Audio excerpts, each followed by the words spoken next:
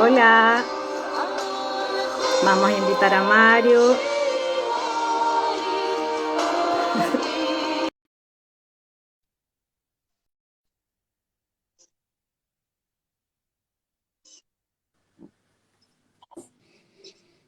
¿Cómo estás, Carla? Hola. Qué bonita ¿Cómo estás, música. Mario? Muy bien, ¿y tú? Bien, te escucho bajo. ¿Ahora me oyes? Ahora sí. Ah, perfecto, muy bien. Qué bonita música. Hacía mucho que no escuchaba Jerusalén Shazam, ¿eh? Qué bonito. Próximo año, Jerusalén. Próximo año Jerusalén, así es. ¿Cómo estás tú? Gracias por la invitación. Bien. No, gracias a ti por aceptar y bueno, partamos nuestra conversación más que nada para los nuevos y los futuros alumnos de Cábala. Voy a presentar a Mario para quienes no lo conozcan. Bueno, Mario Sabán es mi profesor. Bueno, esto no sé si es bueno o Eh, malo. Esto no sé si es bueno o malo ya. Hay varios maestros. Por eso, siempre hay varios, mejor. Hay varios.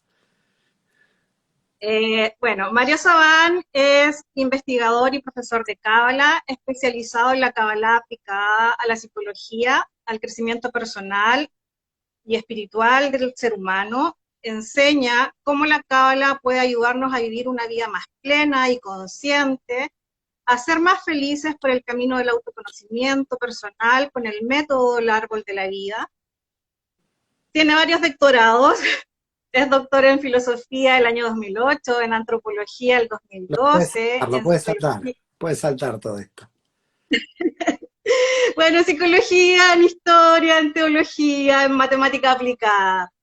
Y has escrito varias obras dedicadas a la Cábala, como Sot 22, El Secreto, Mase Berechit, El Misterio de la Creación, la Cábala, la psicología del misticismo judío, en eso fue el año 2016, la Merkabá, El misterio del hombre de Dios, 30 chispas de luz, reflexiones cabalísticas para el día a día, los secretos de Dios, Sefer Atzilut, eso es del año 2020, porque ahora el 2021 ha sacado más libros y ha sido co-creador de otros autores también, así que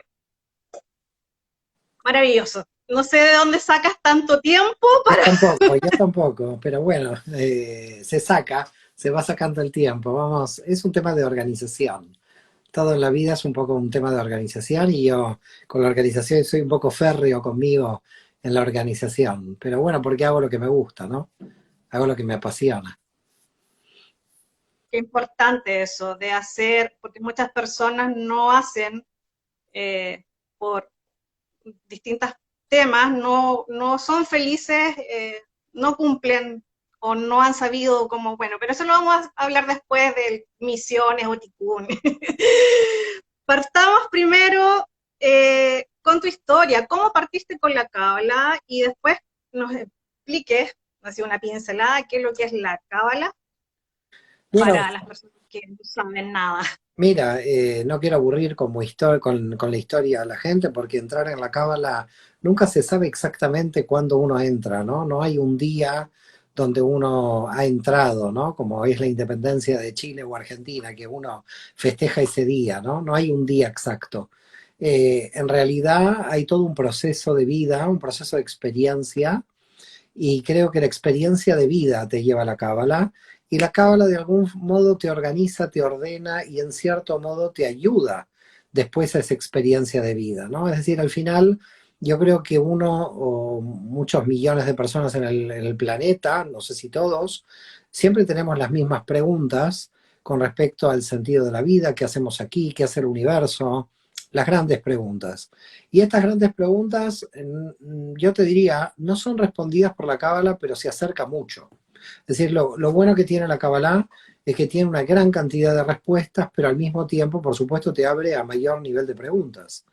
Entonces, cómo yo me acerqué fue todo un proceso. Yo no comienzo por la cábala ni mucho menos. Yo vengo de la historia, de la filosofía, y me voy acercando a esas grandes preguntas, ¿no? Y siempre, quizás, si hago un análisis así de... Sí, Tú partiste estudiando Derecho. sí, bueno, ese es mi estudio formal, que siempre lo niego en todas las entrevistas, porque Yo sabía. ese es mi estudio formal, esa es mi licenciatura, que mi madre en paz descanse dijo que yo tenía que seguir derecho para no morir de hambre, una típica madre judía que no quería que su hijo muera de hambre, y claro, yo quería seguir historia. Y la verdad que, bueno, y el problema que yo tenía era que a mí me gustaba estudiar todo, y al estudiar todo yo siempre me preguntaba en qué voy a trabajar cuando sea mayor, porque al gustarte cualquier área de la investigación, yo al final pensaba, tendría que tomar una línea de investigación, porque al final voy a ser investigador, porque no me voy a poder dedicar a nada material, a nada práctico, con este problema de siempre querer estudiar y siempre querer saber. Un eterno buscador. Así es, así es. Así que ya era buscador antes de encontrar a la Kabbalah, así que me encontré la Kabbalah y ya dije, bueno, sí. Como decía un maestro, que aunque no buscas ya, aunque no estés en el camino, algo así era que siempre lo dices tú, Ah, uno ya sí, está dentro del camino. de Shalom Sharabi, el que busca el camino y ya está en el camino. No, y a mí lo que me pasó es que sí, empecé la licenciatura en Derecho y la licenciatura en Derecho, la verdad que en un momento casi no la termino porque ya estaba en la investigación histórica que había entrado en el 86, del siglo pasado, 1986, y con las investigaciones históricas, sí, no quiero decir los años porque van pasando los años, pero a mí no me molestan los años, la verdad. Y en el 90 publiqué mi primer libro y cuando se publicó mi primer libro comencé a impartir conferencias, siempre de historia. Lo que puedo analizar bien es que siempre me interesó el secreto, lo que estaba oculto. Siempre buscaba las cuestiones ocultas, porque fíjate que mi primera investigación en historia tiene que ver con las raíces genealógicas de todos aquellos antepasados judíos que se llamaban comúnmente marranos en la época colonial y que dieron lugar a las grandes familias tradicionales de Argentina. Después llegué a la conclusión que dieron lugar a las grandes familias tradicionales de toda América Latina, de México, de Chile, etcétera, porque venían de la época de la colonia.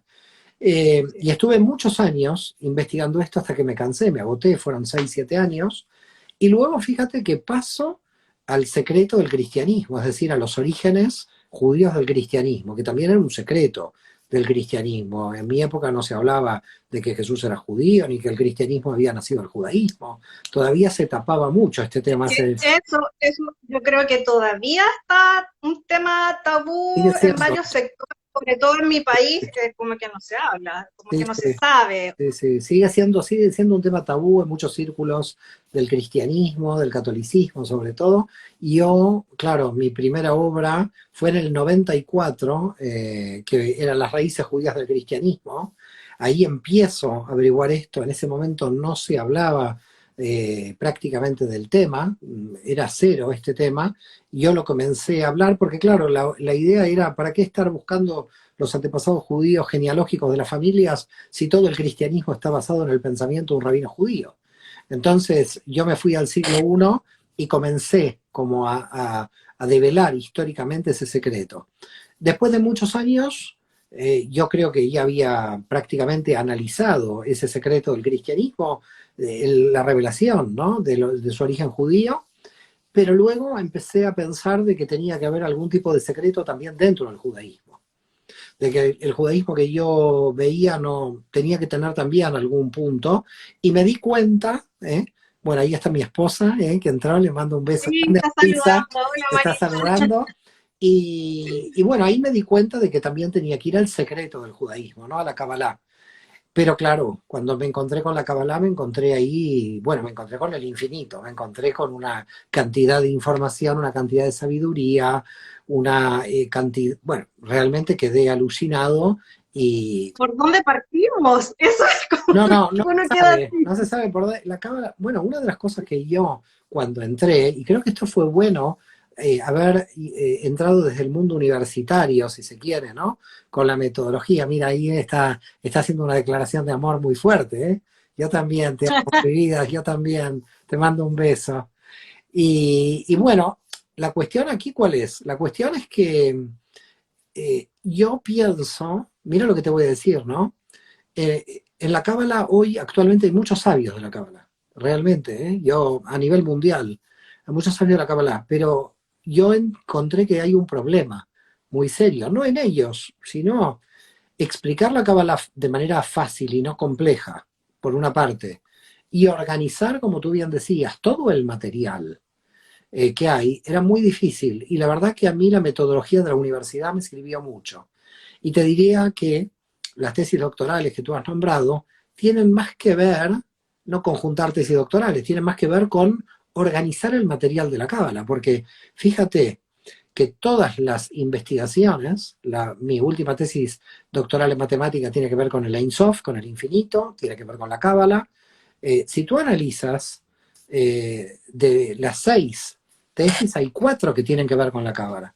Entonces, ¿esto qué quiere decir? Que lo que me preocupaba a mí para crear, desarrollar estas tesis es organizar el material. Hay tanto material en la cábala que la posibilidad de que una persona imparta una clase del Zohar y se pierda es muy grande. Es muy grande porque hay tantos temas en los cuales se puede trabajar que es muy difícil realmente poner una línea de organización en temas de la Kabbalah, ¿no? El tema del amor, el tema de la libertad, el libre albedrío, el tema de la reencarnación, el tema del Ein Sof, el tema del infinito.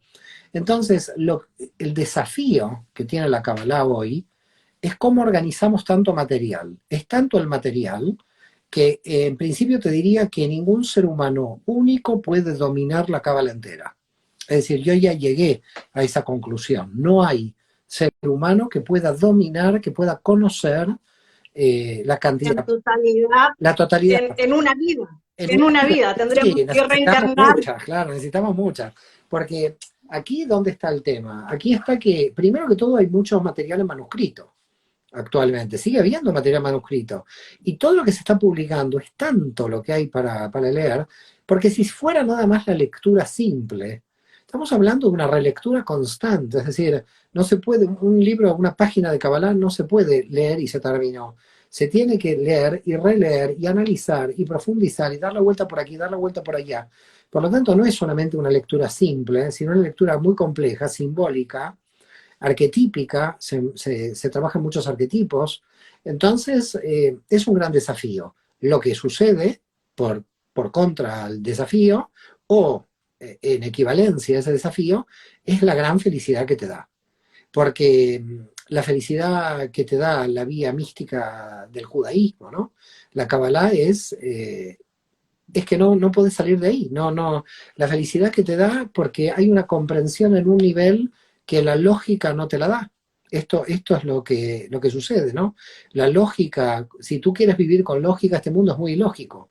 Y la cábala te analiza, te realiza una comprensión profunda, no solo del alma, sino del universo, que realmente te das cuenta de que ha habido cientos de generaciones de sabios que contemplaron la realidad, que la comprendieron profundamente y que realmente esto te da una felicidad muy grande. Así que el primer punto, para aquellos que nos están oyendo, y no lo digo desde el punto de vista de marketing porque pueden ir a estudiar Kabbalah con cualquiera, no conmigo, es el camino de la Kabbalah da mucha felicidad. El camino de la Kabbalah da mucha felicidad porque aumenta mucho los niveles de comprensión. A partir de aquí, imagínate, ¿no? Yo encontrar esto para mí ya fue, yo dije, voy a consagrar mi vida a esto, porque indudablemente lo que va a surgir de aquí es que se va a poder revelar mucha luz de todo este material Y se sigue revelando. y se sigue revelando. Mario, y todos pueden estudiar, porque siempre, ¿quién puede estudiar Cábala? ¿Quién no puede estudiar cábala? ¿Todos?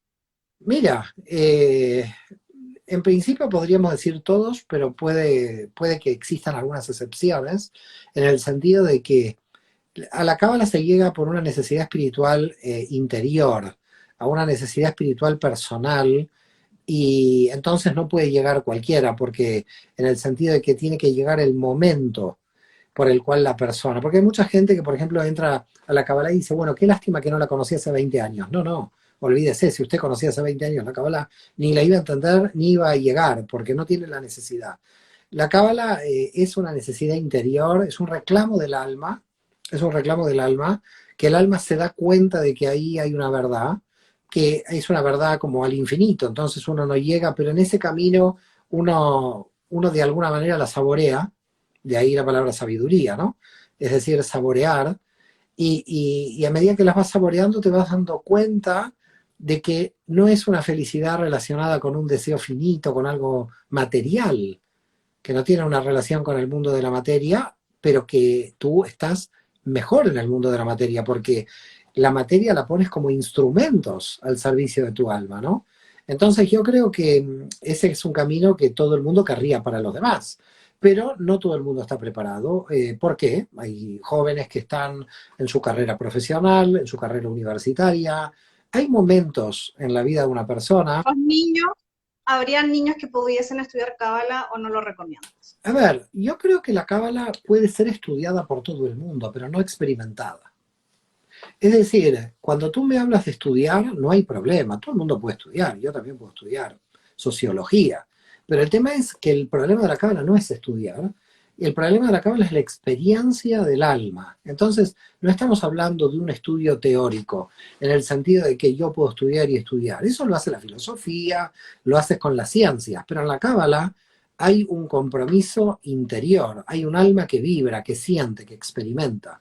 Entonces, cuando hablamos de conocimiento en la cábala, es que tú entero estás vibrando ahí. No es que hay un sujeto y un objeto donde tú estás estudiando un objeto, sino que en realidad lo sientes dentro, lo sientes dentro. Entonces, claro, ¿puede estudiar un niño cábala? Por supuesto que puede estudiar. ¿Lo siente, lo experimenta? Lo veo difícil. Lo veo difícil porque podría existir un alma muy evolucionada, por supuesto, pero tiene que haber una experiencia, tiene que haber una experiencia de vida para comprender algunas cuestiones que en principio pueden ser incomprensibles. Mario, y hay otros maestros que dicen que la cábala igual te encuentra. ¿Qué opinas de eso? Bueno, eso es un silogismo del que no sales, porque todo lo que tú encuentras te encuentra. Lo que, lo que quiero o lo que busco, ya. Es decir, tú puedes encontrar y tú puedes buscar y no encontrar, entonces lo que buscabas no te encontró, porque lo que te tiene que encontrar es algo que seguramente no tendrías que buscar. Estás haciendo una búsqueda errónea, pero siempre aparece lo que uno necesita, eso queda claro. Aparece lo que uno necesita aunque no lo busque muchas veces. Y ese es el efecto del mal. Creo que lo bueno que tiene el mal es que te resitúa en un camino cuando quizás no quieres estar ahí. A veces en la vida de una persona uno quiere un tipo de camino, pero no es el camino que le toca. Entonces el mal te busca para ponerte en la senda del bien. Oh, bueno, siempre en cada oscuridad hay luz que revelar. Entonces, quizás podrías tocar un poquito más qué es lo que es del mal Bueno, el o qué es mal, Satán. no, el mal, bueno, yo muchas veces digo que si usted quiere conocer el mal, mírese al espejo, porque el mal lo tenemos, las clipot las tenemos dentro, no es que hay que ir a buscar el mal para otro lado, ¿no? Tenemos las clipot dentro, pero digamos, el mal indudablemente es una energía mal invertida. Cuando hablamos del mal humano, no estoy hablando del mal en el cosmos, que ya es mucho más complejo de explicar, toda la teoría cosmogónica, ¿no? Pero el mal en el ser humano queda claro que es una distorsión en la inversión de la energía. El ser humano cuando comete el mal es que puede aparecer por cualquier lado, por cualquier faceta del ser humano, porque si el ser humano no regula su energía, fíjate que el que regula la energía es el elemento de la conciencia, dat, ¿no? El conocimiento.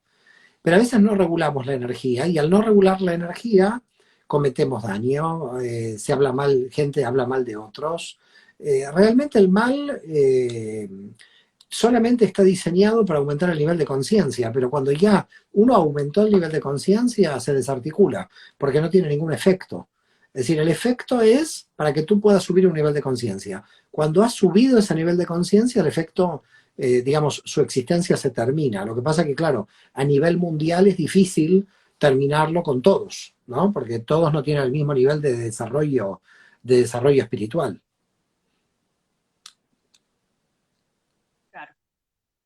Mario, y en relación, para los que están comenzando con la cábala, si nos puedes comentar los fundamentos para los principiantes. Bueno, para los que están comenzando les diría que lo piensan dos veces, que no sé si les conviene comenzar con la cábala. La verdad, para los que están comenzando, mi consejo es que no comiencen. Es decir, pero ya que comenzaron, tendré que aconsejar. Mi consejo es que, bueno, ¿qué voy a hacer? Si ya comenzaron, te lo explico. Pero en realidad, qué lástima que han comenzado, porque se van a meter en un mundo donde no van a poder salir nunca. Es decir, a los que han comenzado lo lamento por ellos, porque, porque no van a poder salir. Es lo primero que les digo. Y después, si quieres, son más que consejos, te diría rescates. Creo que serían No, rescates. Más que consejos serían rescates. A la gente que ya está, hay que rescatarla de alguna manera, ¿no? Porque bueno, ya, ¿y cómo las rescatamos? ¿Por dónde les damos el camino? ¿Por dónde? ese es el problema. Para colmo no tenemos ningún rescate, se tienen que rescatar solos. Para colmo se tiene que rescatar solos, qué locura. Tampoco nos podemos rescatar, este es el problema. Es decir, entran y nosotros les decimos, nuestro mejor consejo es que no entre. Luego, ya entraron, los tenemos que rescatar y no podemos rescatarlos porque sabemos que se tienen que rescatar a sí mismos. Con lo cual, a ver, ¿qué nos queda? ¿Qué nos queda? Porque si ya están dentro del baile, algo nos queda para decirles. Además de mucha misericordia a estas almas que han entrado, ¿no? Infinita misericordia. A ver, hay etapas, yo te digo las etapas de mi experiencia personal y las etapas de mis alumnos. El primer año, los dos primeros años, bueno, es un éxtasis, una emoción, leen una cantidad de libros de cábala, digamos, los primeros 2 años te diría que el encuentro con la cábala es como la piedra filosofal. Es como, aquí he encontrado todo. Y es verdad que he encontrado todo, pero el tercer o cuarto año cambia porque aparece la sombra. Y aparece todo lo que hicieron mal en su vida, pero a un nivel que se amplifica, porque la espiritualidad te lo amplifica. Por eso digo que viene el problema el tercer o cuarto año. Los primeros 2 años es, ay, pero qué interesante, qué sabiduría. Yo te diría que en la cábala el tercer y cuarto año son los peores, porque se aumenta el nivel de oscuridad, que siempre estuvo ahí. Lo que pasa es que como aumentó el nivel de luz, ahora todo se ve más oscuro. Y te empiezas, y lo que hago mal aquí, lo que hago mal allá. Yo me acuerdo que estaba en esa etapa y estaba camino a un tren a Valencia, tenía que impartir una conferencia y dije, voy a apuntar todos los malos pensamientos que tengo en 2 horas. Me cansé porque tuve 100. Me cansé porque llegó un momento que era tanta la cantidad de sombra que encontraba en mí, que entonces, claro, pasas de una excitación muy grande a una sombra muy grande, a una desazón. Y además también el tercer y cuarto año te encuentras con el infinito que te vuelve impotente, porque dices, entonces quiere decir que yo no voy a llegar nunca a nada, porque el tercer y cuarto año la BINA, la inteligencia racional, se pone en movimiento y quiere resultados. Y lo peor del caso es que el resultado es interior. Quiere resultados rápidos también, así. Resultados y resultados rápidos. Es una locura, porque estamos acostumbrados a la McDonaldización de la realidad. Entonces también está la McDonaldización de lo espiritual, es decir, la gente quiere saber cábala como es que se pidió un coso en McDonald's. Entonces, ¿el problema dónde está? El problema está que Leer, tomar y llevar, así. no, el tercer y cuarto año, te digo, se pasa mal. Yo lo digo a la gente para que lo sepa. Y después el quinto, sexto, se empieza a tomar un cierto equilibrio entre la primera etapa de éxtasis y la segunda etapa medio terrorífica de la sombra. hay una tercera etapa, que es una etapa de madurez, una etapa de tranquilidad, si se quiere, donde ya dices, bueno, yo no, menos mal, me di cuenta, no soy Dios para abarcarlo todo, pero voy a poder poner mi grano de arena a este cosmos, a este universo, de alguna manera, y voy a avanzar dentro de todo lo que pueda avanzar. Hay cierto equilibrio. Por lo tanto, al que comienza la Kabbalah, mi consejo es, si están los 2 primeros años de excitación, bueno, lo felicito, estoy contento con él. Ahora, si está el tercer y cuarto año de la sombra, lo lamento por él, porque Ay, ay, ay. es de acuerdo a qué etapa está recorriendo que le puedo decir algo. En el fondo, sacando estas 2, 3 primeras etapas, te diría que luego, después de un tiempo, ya tienes un camino como bastante asfaltado, si se quiere, bastante abierto, para un buen desarrollo personal. Para un buen desarrollo personal, ya estás más sosegado, entiendes bien cómo invertir esas energías para no cometer esas transgresiones o esos desequilibrios. Así que al fin y al cabo compensa. Esto es lo que hay que decirle a la gente, que compensa. ¿Por dónde empezar? Yo comenzaría por libros, por ejemplo, de una lectura muy básica. Primero, entender la historia de la Kabbalah, de dónde viene, quizás los libros de Gershom Scholem o el libro de Moshe Idel de la Universidad Hebrea de Jerusalén, para situarlos en el marco de qué es la Kabbalah, cómo se desarrolló, los sabios judíos en el esoterismo de la Kabbalah de todos los tiempos. Creo que eso es fundamental. La segunda parte es ya entrar en tema, donde cuando entras en tema podrías estar en los libros de Madirolas, en los libros de Mario Satz, ahí entraría quizás mi libro de Sot 22, también en esa segunda etapa. Yo primero diría, primero el marco histórico, Gershom Scholem y Moshe Idel, y luego yo diría en una segunda etapa el tema de contenidos, ¿no? Es decir, el tema de contenidos con respecto a una lectura de Mario Satz, de Madirolas, de ya personas que están que han escrito, que han trabajado y que hace años que están en esto. Luego, en una etapa... Mario, mira, salió una pregunta Sí. donde dice, ¿con quién partiste tú estudiando Cábala? Bueno, en realidad a mí me pasó algo muy parecido a Bulafia, porque a ver, ¿con qué partí yo? Me pasó algo parecido a Bulafia, porque yo, como venía de la filosofía y de la historia, yo no partí de la Cábala, yo partí de la filosofía, yo partí de Maimónides. Pero luego entré, por ejemplo, claro, yo ya había leído el Tania, que es una obra importante del hasidismo, entonces pero no lo recomiendo para empezar. ¿Con quién comencé? Yo comencé en las lecturas simples, con Madirolas, también con el rabí Alexander Safran, que hay varias obras escritas de él, gran cabalista de Ginebra, que murió casi con 100 años, hace poco tiempo. Alexander Safran tiene una obra La Cábala que es muy buena también.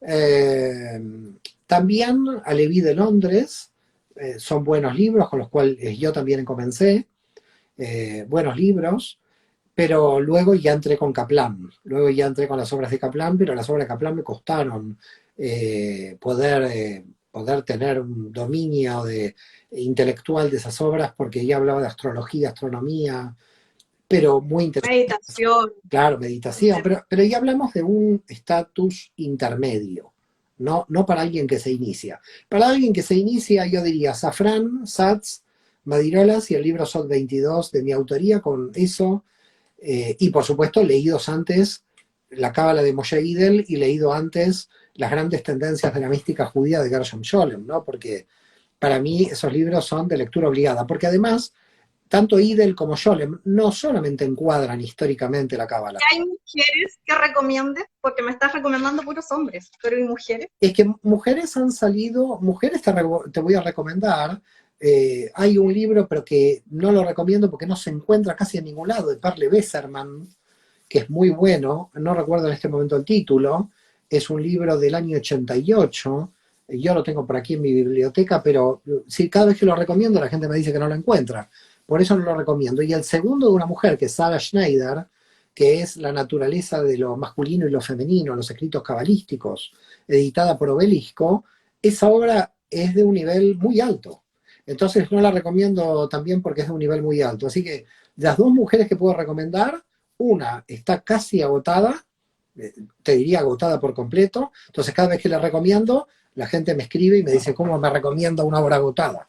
Así que la dejé de recomendar. Y la segunda, que la puedo recomendar a Sarah Schneider, es de un nivel intermedio alto. Entonces, al ser de un nivel intermedio alto, te diría que no sé si es para comenzar. Eh, autoras mujeres que desarrollan la cábala en un nivel básico es Perle Besserman, que si ellos la encuentran, y es una mujer que vive, porque hace un tiempo yo la había buscado por internet, me contacté con ella y sí, da clases en New York, debe tener quizás 80 años ahora, más o menos, 70 y pico. Es una mujer que vive, está en activo y tiene un libro que se tradujo al castellano por editorial, si no recuerdo mal, Orión. Era la editorial o Sirio, no me acuerdo qué editorial. Pero eventualmente, si alguien lo quiere, es Perle Besserman con B alta y doble S. Qué interesante. Te pregunto por mujeres porque generalmente no se nombran mucho en las clases de Cábala y ya estamos en una nueva era donde ya las mujeres también tenemos que empezar a... Sí, sí, bueno, yo particularmente soy de la idea de que todos tenemos que publicar. Y yo te digo que en la maestría de la escuela ha habido, y te das cuenta también por los profesores de la escuela, en los profesores de la escuela hay muchas mujeres participando, cosa que esto la ortodoxia lo ve de manera desastrosa, porque la ortodoxia prohíbe que las mujeres estudien Kabbalah. Pero nosotros en la escuela tenemos, yo te digo, que más del 50% de las profesoras son mujeres y además también, y no lo hicimos por ningún tipo de salido así, hemos elegido los mejores profesores, no por ser mujer o por ser hombre, se eligió.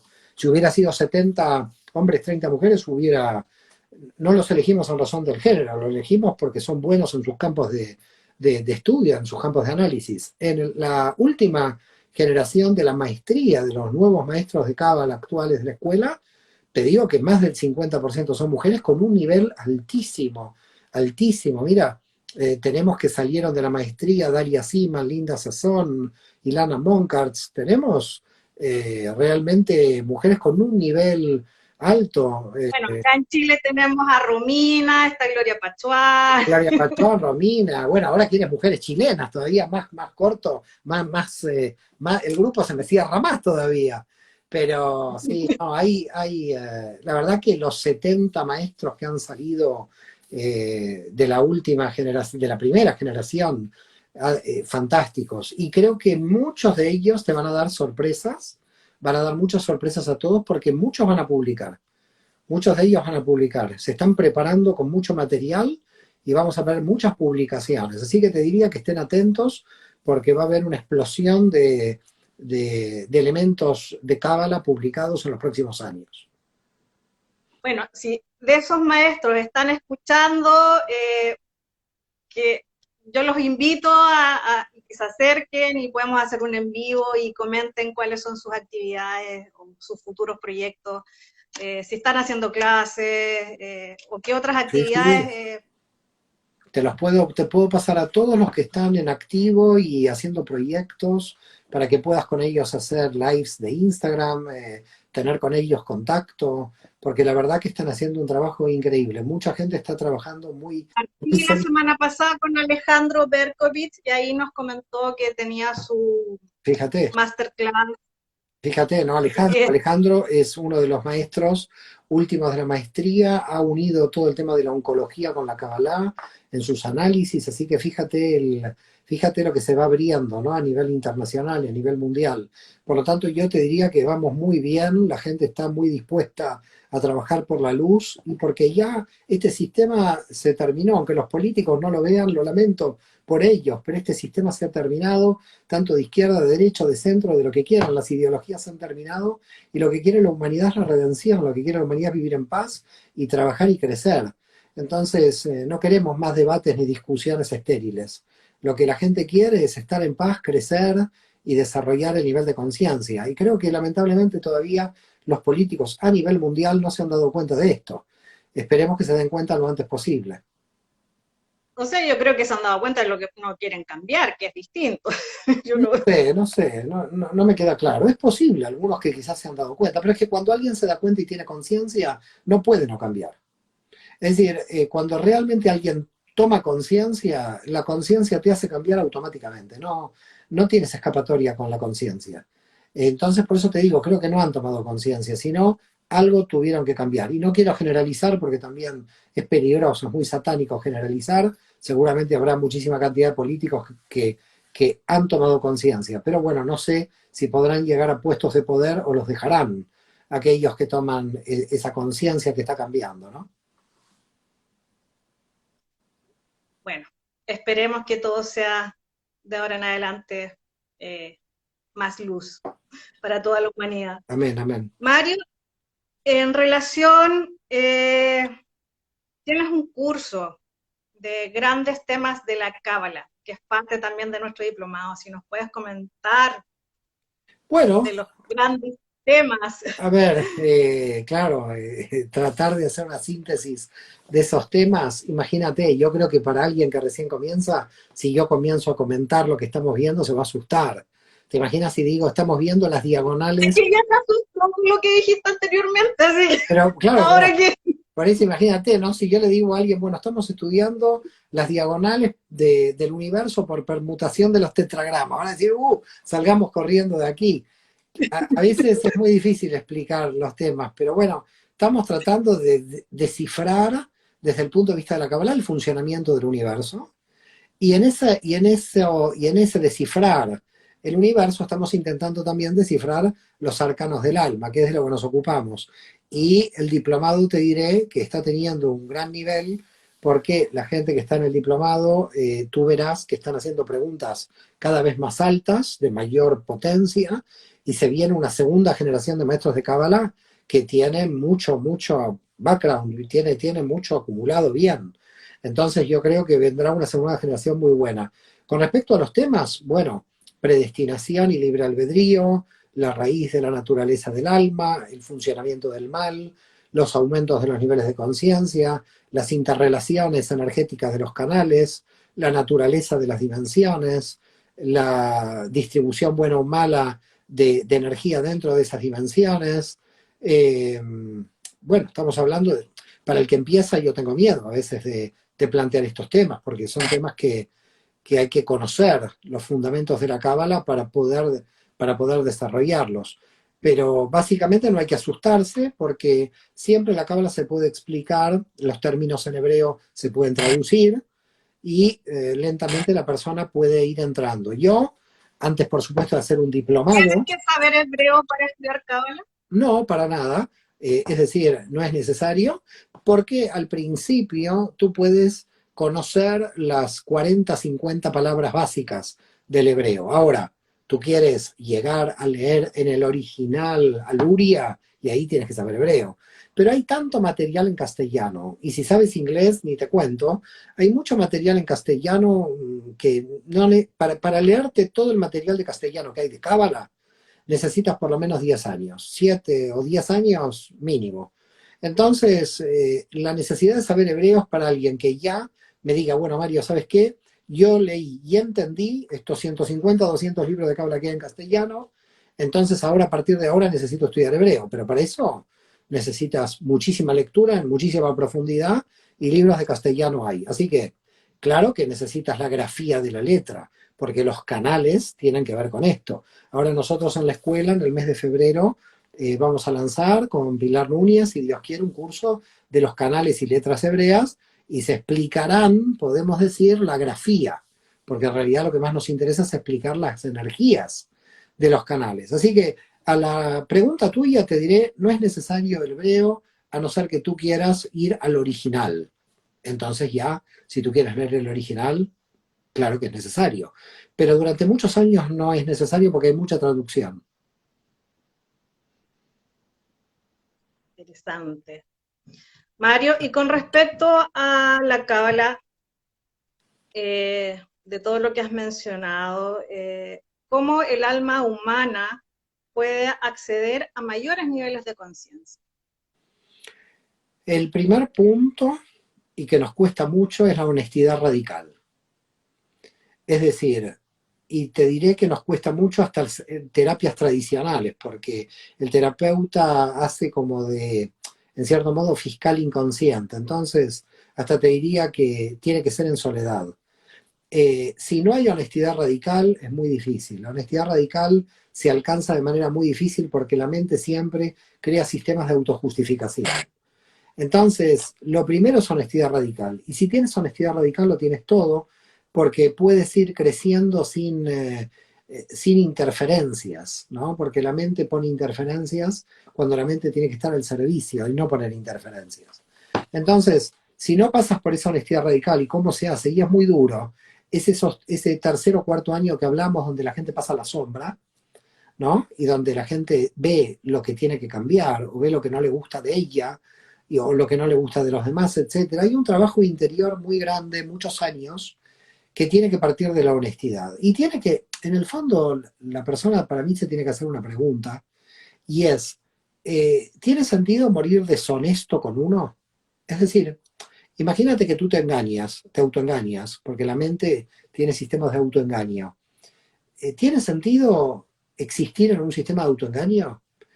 Si el autoengaño es positivo, te diría que sí, pero todo autoengaño tiene un problema, porque al final es negativo, porque no sale la esencia de la Neyamá, no sale el alma en su esencia. Entonces, yo creo que hay un punto de quiebre en la persona, en un momento donde se derrumba todo, para llamarlo de alguna forma, y donde se limpia todo. En donde uno dice, ¿sabes qué? Me cansé del personaje, me cansé de la máscara. Hay un aspecto yesódico muy fuerte que es la máscara que uno tiene, ¿no? Por eso una persona tiene un problema, porque persona en griego viene de máscara. Es decir, nosotros estamos muy enmascarados. Entonces, lo primero que hay que hacer es, mira, me voy a sacar la máscara, pero no frente a los demás, frente a mí mismo. El trabajo es con uno, el trabajo es con uno. Porque al final los demás piensen lo que quieran, pero el que tiene una responsabilidad con el alma es con el alma de uno.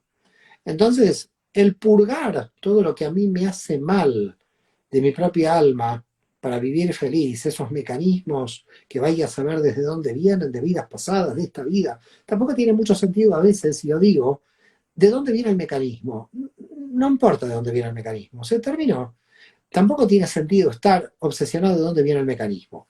Lo que sí tiene es el mecanismo. Entonces lo que hay que hacer es ese mecanismo tratar de sacarlo, destruirlo si se quiere, porque es un mecanismo que no sirve, que te hace daño. Entonces cuando hablo de honestidad es tomar todo junto y decir, bueno, cuando yo ya me puedo acercar a eso que yo soy en cierta forma, a ese hacerme preguntas que no tienen límite y que me tiran abajo mi identidad y que me ponen en jaque mi identidad y que me sacan de mis zonas de seguridad, cuando puedo hacer ese trabajo, entonces estoy, yo creo que por el buen camino. Y es difícil. No todo el mundo puede hacer ese trabajo porque es un trabajo interior y sobre todo llegar hasta el final, hasta el fondo, que es el vacío. Y no angustiarse ahí, porque en la Cábala te explica la naturaleza del vacío y para qué existe, ¿no? Que es el fundamento del deseo. Entonces, eh, la gente... ¿Puedes explicar un poquito más qué sensaciones o qué pasa cuando estás en el vacío? Bueno, Porque a veces se confunde mucho con no, depresión, con no, angustia. no, son cosas totalmente diferentes. Deprimido y vacío. El vacío puede estar trabajando, estudiando, puede estar haciendo la vida normal y se siente vacío. El vacío es el que no le ve sentido a nada, pero es funcional, sigue operando, es operativo. Lo que pasa es que todos tenemos un vacío interior, porque desde el punto de vista de la Kabbalah, el Ein Sof tuvo que vaciarse para crear el universo. Al final ese universo es una forma de vacío. Fíjate nosotros cómo vivimos. Vivimos porque en la nariz tenemos huecos y tenemos vacíos. Nuestros pulmones tienen que estar vacíos para que entre aire. Eh, para poder oír, tenemos oídos donde tiene que haber agujeros que están vacíos. Para poder comer, tenemos que tener una boca que esté vacía. Entonces, como puedes ver en la biología tiene agujeros por el cual nosotros podemos vivir. Vivimos porque tenemos contacto con el exterior. Si tú te tapas todos los agujeros, en menos de un minuto estás muerta. Entonces, Exacto. así como funciona la realidad biológica de que tenemos agujeros y tenemos vacíos, El alma, desde el punto de vista de la Kabbalah, también tiene un vacío, que es por donde entra la energía de la Ein Sof, por donde entra la energía del infinito. Cuando se llena ese vacío, la gente se asusta porque la gente cree que la personalidad tiene algo y en el fondo la personalidad es vacía. En el fondo no tenemos nada. Nos encontramos con la nada y nos aterrorizamos porque creemos ser algo. Cuando uno ya sabe que no es nada, está feliz de la vida. Pero cuando uno cree ser algo, busca, busca y busca y rebusca y se encuentra con el vacío y se angustia. Entonces, ¿qué es la angustia? La angustia es una percepción negativa de ese vacío, porque si uno entiende el funcionamiento del vacío, es que el vacío es el que produce el deseo. Y el fundamento del universo para la Cábala es el deseo. Deseo trabajar, deseo estudiar, deseo tener la pareja, deseo tener amigos. Son todos deseos, que desde el punto de la Cábala están muy bien los deseos. Ahora, ¿dónde está el problema? El problema es que cuando la gente llega al vacío, cree que lo puede llenar desesperadamente de cosas, de algo, cuando ese vacío está ahí para no ser llenado. Ese vacío está, al contrario, para ser expandido, para que exista más vacío, para que exista más deseo.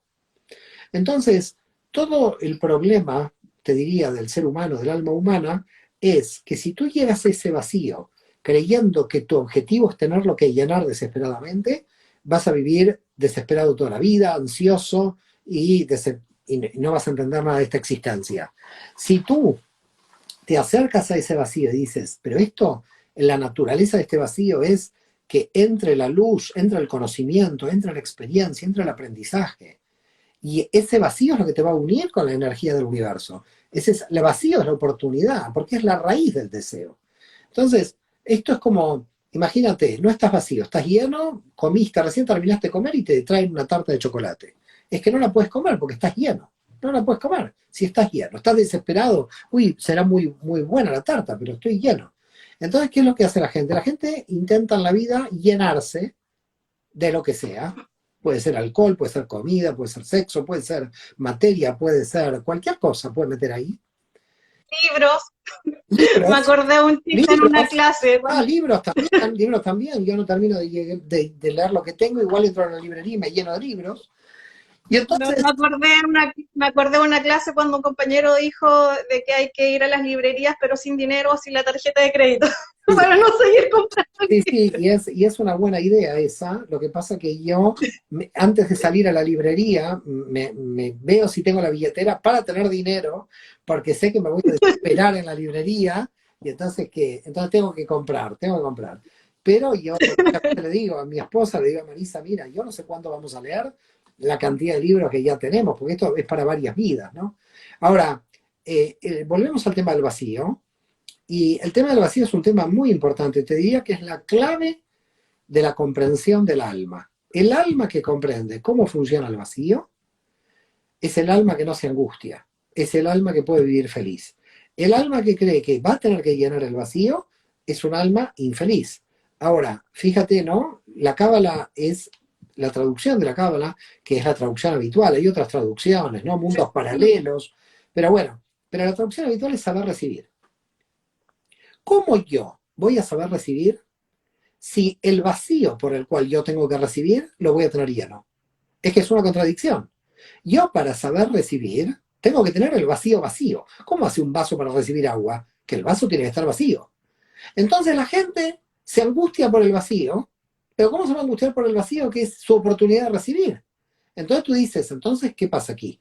La gente se angustia en recibir y quiere estar llena siempre, con lo cual si quiere estar llena siempre, la lógica es que no quiere recibir.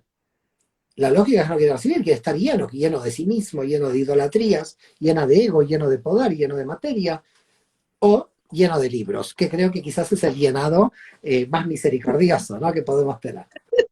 Entonces, a lo que voy es, creo que la gente tiene que comprender, todos, porque uno cae ahí, tenemos que comprender la importancia del vacío como algo que, qué bien, estoy vacío, qué felicidad. Quiere decir que tengo la oportunidad de llenarme este tiempo con lo que yo voy a decidir llenarme. Pero en la desesperación del llenado la gente se angustia. Pero es una Porque no lo contradicción, saben, porque no porque saben no qué tienen. hacer, no saben qué hacer. Por eso en la pandemia mucha gente se angustió porque no sabía qué hacer.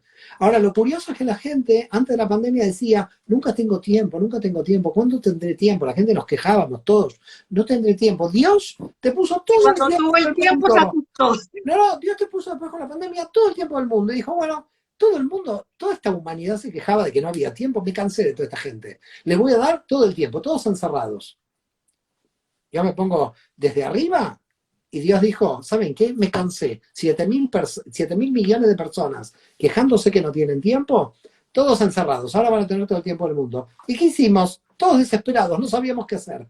Las primeras semanas, todos comunicándose entre todos por todas las formas electrónicas posibles. ¿Eso qué demostró? Demuestra que la velocidad social no es producto de la sociedad, es producto de la desesperación de llenar el vacío interior, porque nos pasó la misma desesperación cuando nos encerraron por la pandemia. La prueba de la pandemia, la gran prueba de la pandemia, es que en realidad no sabemos qué hacer con el vacío. Y a medida que la humanidad evolucione, vamos a tener más tiempo y esto va a ser una desgracia para la gente que no sepa llenar el vacío.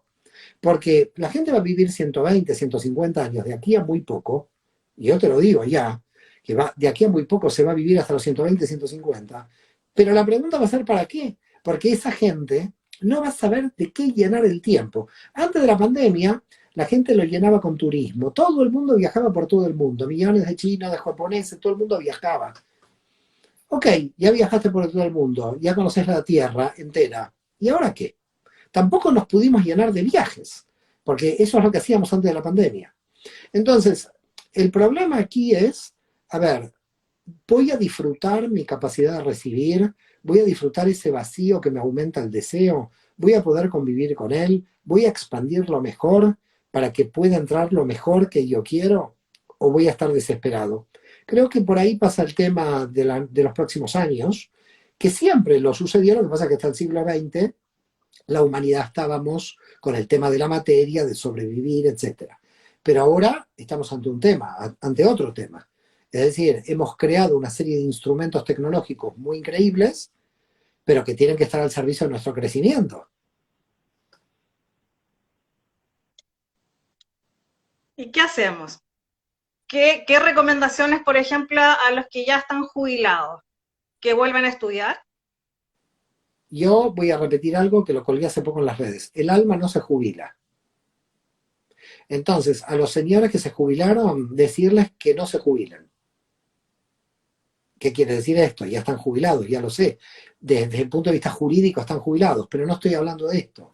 Estoy hablando de que el alma no se jubila. Es decir, nosotros tenemos que estar en constante crecimiento. Nosotros nadie nos puede frenar en el crecimiento. Alguien se puede agotar, alguien puede no saber cómo crecer, alguien puede estar en una zona de seguridad. Hay mucha gente que está cansada, bueno, tiene que descansar y se tiene que volver a levantar para volver, porque el concepto que hace que nosotros nos movamos es el concepto de Muná. Es decir, ¿por qué? ¿Por qué me muevo? Porque confío que vamos a crecer y vamos a dar luz al universo. Si no, me quedo en la cama y no hacemos nada. Y nadie hace nada. Entonces, claro, muchísimos jóvenes que no saben hacia dónde va la humanidad, ¿qué van a hacer? Se drogan, fuman, se van a no sabemos dónde, se van al limbo. ¿Por qué se van al limbo? Y porque esto no los atrae. Entonces, yo creo que lo importante es que nosotros vivamos entusiasmados. Es decir, nosotros tenemos que vivir entusiasmados. Porque esa es la confianza, esa es la verdadera emuná. Alguien que te diga que cree en Dios y no está entusiasmado es mentira. Porque esta persona no puede tener una creencia en la divinidad. Porque estar entusiasmado es la experiencia de vida. Te dieron la oportunidad de existir. Te dieron la oportunidad de existir. Tienes la oportunidad de existir. Te la dio la naturaleza, te la dieron tus padres, te la dio Dios. Tampoco es importante quién te dio. Pero te dieron la Pero oportunidad de nos existir. dan la oportunidad de existir, pero también aprender, y en eso tendríamos que hablar también del Tikkun. Por ahí llegaron unas preguntas del propósito de la vida o vocación, misión. eh, Lo que pasa es que el tema, antes de llegar al propósito de la vida, es el valor de tu propia existencia. Antes de llegar al propósito de la vida, tienes que saber que tú eres un instrumento muy valioso. Y por eso existe lo que podemos llamar en términos religiosos la bendición. Yo que bendigo, desde el punto de vista del hebreo, que digo el Sheheyanu, digo gracias Dios por traerme hasta este momento. Ahora, por traerme hasta este momento, ¿qué quiere decir? ¿Que vegeté hasta llegar a este momento? No, por estar dinámico, por estar activo. El tikkun puede haber, cuando hablamos de la rectificación, que es el crecimiento del alma para cumplir su misión, puede tener dos respuestas posibles a la hora de analizar este tema. Una es analizar el tema desde el punto de vista intelectual, diciendo, bueno, esto es lo que a mí más me atrae, esto es lo que me apasiona, aquí me entusiasmo, e indudablemente ese es mi camino. Y otro es que mucha gente no sabe cuál es su camino y tiene que probar. Y tiene que ver el tikkun dentro del camino. No lo puede. Hay almas que tienen cierta ventaja de que su tikkun lo pueden hacer porque ya ven su camino y están convencidas, encontraron su pasión, ¿no? Entonces, ok, estas almas bien, pero hay una cantidad muy grande de almas que en realidad no se sabe cuál es la misión. Ellas no saben cuál es la misión. ¿Cómo se puede ver la misión? La misión se ve en la acción. No se ve solamente por el pensamiento, no es una cuestión intelectual. Entonces, yo me imagino que seguramente vamos a tomar el ejemplo de nuestro amigo Berkovich, cuando él Alejandro se apasionó con lo que hace, él se metió y cada vez que se metía está más apasionado, porque la pasión es validar el sentido inicial de esa pasión, ¿no? Lo que estás haciendo es validar, porque si no hay automotivación es que no hay pasión. ¿Cómo sabemos si existe o no pasión? La pasión se produce por una automotivación constante que, inclusive a pesar que del exterior alguien te ataque, la pasión es tan fuerte que tu automotivación puede con todo. En definitiva, alguien que tiene pasión tiene una automotivación de tal magnitud que inclusive los obstáculos son fuerzas de automotivación. Eso es pasión. Alguien que no tiene pasión es una persona que ante la primera crítica del exterior se derrumba, porque no está apasionado. Entonces no tiene el sentido de su vida. Con lo cual aquí ya tenemos, como puedes ver... Eso también influiría con la autoestima, si no tienes una autoestima... Lo que pasa es que volvemos otra vez a cómo se conforma la autoestima. La autoestima se conforma en la confianza en la acción. Es decir, tú tienes baja autoestima, pero en algún momento te tienes que tirar a la piscina. Y en el momento en que te tienes que tirar a la piscina para nadar, estamos nadando los que tenemos una buena autoestima, mala autoestima y regular autoestima, porque tenemos que nadar. Es decir, la realidad de la materia hace que al final la baja autoestima no te lleve al potencial. Y volvemos al tema de la honestidad radical del principio de nuestro diálogo. Alguien que tiene baja autoestima tiene que tener la honestidad radical de empezar a trabajarla. Es decir, uno no se puede decir, bueno, tengo baja autoestima. Bueno, ¿y ahora qué hacemos? A ver, las definiciones desde el punto de vista de la Cábala no son juicios definitivos. Son elementos, indicios para hacer el tikkun, pero no son juicios definitivos. No es, tengo baja autoestima y la tendré para siempre. No, de ninguna manera. Puedo tener baja autoestima y lo que tengo que hacer es hacer ya el trabajo de levantar esa baja autoestima. Entonces, yo creo que aquí no podemos entrar en plan victimistas. Aquí no hay excusas. Aquí no tenemos excusas para estudiar, no tenemos excusas para trabajar, no tenemos excusas. El FMI tiene la culpa, el gobierno tiene la culpa, no. Acá todas las culpas que quieran, pero hay una responsabilidad con uno, del alma con uno. Y hasta que no se asume esa responsabilidad, uno puede echar culpas a la expareja, al FMI, al gobierno de tal o cual país, pero eso no soluciona nada, eso es un plan victimista. El plan real es que a pesar de todo lo que existe, yo tengo que encontrar mi camino y me tengo que automotivar y tengo que alcanzar, digamos, el desarrollo de todo mi potencial. Lo hago bien, bien. Lo hago mal, bien. Lo hago como puedo, porque al final de eso se trata la vida, es intentar hacer todo lo mejor que uno puede. ¿Salen cosas mal? Claro, a todos nos salen cosas mal. ¿Nos tienen que salir a todos bien? No, no seríamos seres humanos, porque la naturaleza de nuestro ser es la imperfección. Entonces la gente cree que, no sé, aspira a ser dioses. Y yo muchas veces digo, pero somos imagen y semejanza, no somos dioses. Es decir, somos imagen y semejanza. Imagen y semejanza no es dioses. Los dioses son perfectos, nosotros somos imperfectos. Entonces, cuando aparece la culpa, producto de la baja autoestima, porque al final muchas veces te das cuenta, más allá de la educación que pudiste tener por baja autoestima, que la baja autoestima a veces esconde la soberbia de ser perfecto. La pretensión de ser perfecto hace que mucha gente tenga baja autoestima, pero la pretensión de ser perfecto es muy soberbia. Por lo tanto, para levantar la autoestima hay que ser humilde. Qué gran trabajo. Mario, van a quedar muchas preguntas en el tintero, pero ¿Qué vamos por a hora hacer? ya. ¿Qué vamos a hacer? Mira, se está terminando, la verdad que un placer muy grande, un gusto a todos los que nos están oyendo. Y bueno, Carla, un gusto y muchos besos y saludos a todos mis amigos de Chile, que les quiero mucho, Muchas a Romina, a gracias. Gloria, a Yasna, que está dirigiendo ahí a todos los grupos en Chile, a toda la gente, la verdad. Hoy día, hoy día tenemos reunión porque ya el domingo tenemos reunión de los grupos SOT 22, entonces Sí, tenemos sí, que sé ver. que Chile están y bueno, y cuando fui en el 2019, la verdad que todos los amigos chilenos me recibieron con tanto cariño, tengo muchas ganas de volver a Chile, es un país que a mí me llama mucho y tengo mucha gente amiga y entonces quiero volver. Bueno, organizamos, porque ahí también estuve con Sandra, que ella fue la que organizó en el año Así es, sí, sí. 2019. Tuvo también Sandra Rogel. Bueno, mucha gente, la verdad que encantadora. Bueno, yo estuve solamente, bueno, Santiago, y estuve un día en Valparaíso, también. Estuve un día que me invitaron a Valparaíso, estuve ahí, pero prácticamente siempre en Santiago. Pero bueno, me falta, Bueno, próximo viaje a Chile vienes a Concepción. Nos sí, das sí, una conferencia acá en me Concepción. falta el norte de Chile, que no conozco, porque siempre he ido hacia el sur. Bueno, ahora está SOT 22 La Serena, así que también vas a poder ir No, más al puede ir norte. hacia el norte. Gracias, gracias, Carla, gracias por todo. Gracias a ti. Muchas bendiciones. Shalom a todos, shalom. Chao.